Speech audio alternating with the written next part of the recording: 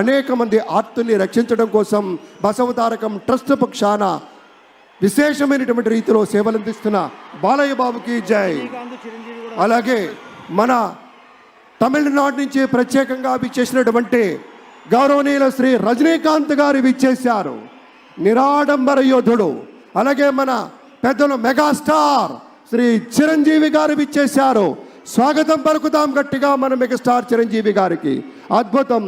ఆత్మీయ ఆలింగనాల నడుమ సహేతుకమైన సప్రమాణికమైనటువంటి రీతిలో ఆ వినయం చూడండి మన రజనీకాంత్ గారిది.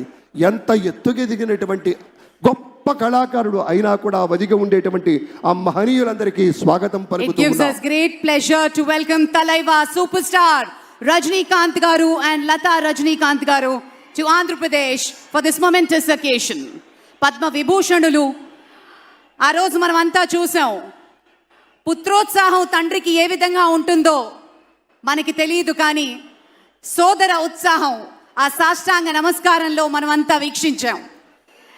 ఆప్యాయత, అనురాగం, అనుకున్నది సాధించి పవన్ కళ్యాణ్ గారు సోదరుడు మెగాస్టార్ గారికి సాష్టాంగ నమస్కారం చేసిన తరుణం మనందరి కళ్ళల్లో కూడా నీళ్ళు వచ్చాయి, ఆనంద బాష్పాలు వచ్చాయి.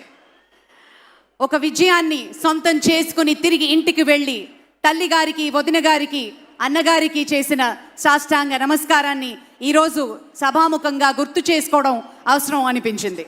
It gives us great pleasure to welcome all the dignitaries across the world.